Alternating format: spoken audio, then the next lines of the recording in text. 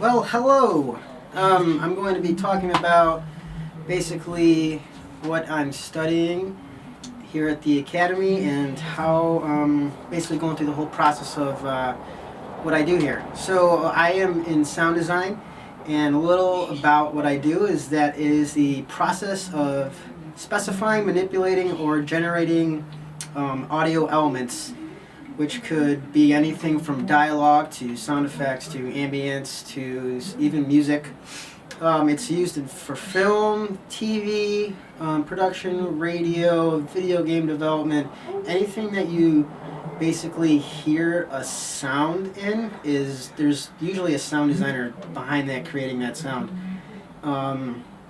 It involves the manipulation of previously composed or recorded audio, such as, like I said, sound effects and dialogue, and it could also be music. And a sound designer basically is just one who practices sound design. And I'm going to give you an example of what could be used as a particular sound design item.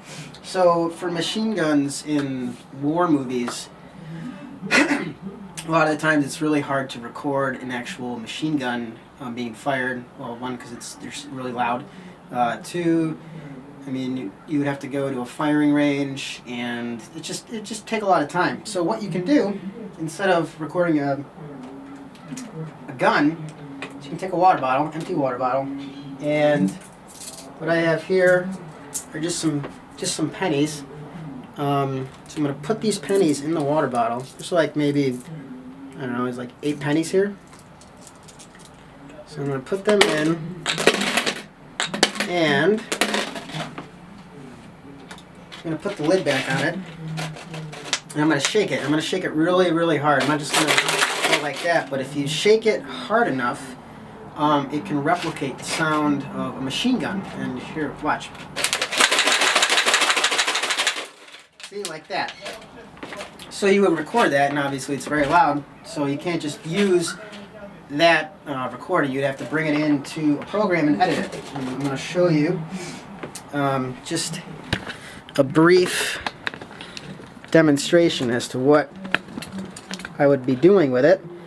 So right here we have what's called Logic. It is it's basically used it's made mostly for composing music, but I use it a lot just because it's user friendly to do all my sound design work. So if I was to record that, what I would end up doing is I would be changing a lot the EQ. And right here you can select the different pitches. You have your low ends, your mids, and your highs. And by selecting these, you'll be able to drown out some of the unnecessary sounds that you didn't want to use. And you would also, I'd also go in here and, let's see here, I would change some of the dynamics of the sound. I'd probably end up, mostly, honestly, I'd probably just use a lot of EQ and maybe a little bit of some distortion, or maybe put a limiter on it. And basically a limiter would basically limit the amount of volume that's being pulled up. Now I'm going to play an actual clip of a machine gun firing off, and then I'm going to compare it to what I just showed you. Move this back a little. Hopefully that's still... Alright, cool.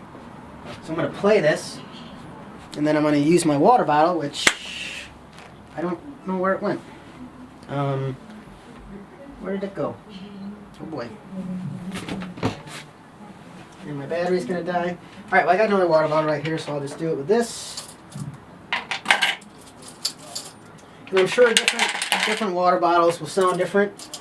But for this case, we're just going to use this one for now. So I'm going to play this, and you can compare it to the actual sound of the water bottle with the pennies.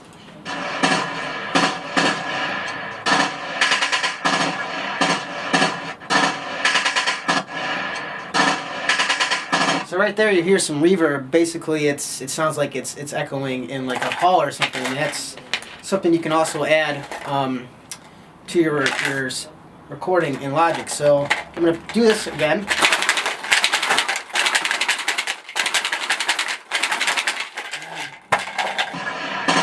can kind of get an idea of how you can compare the two sounds, and that I don't know if I'm in the video or not, and how you can manipulate something as simple as pennies in a water bottle into sounding like gunfire on the battle range during a movie.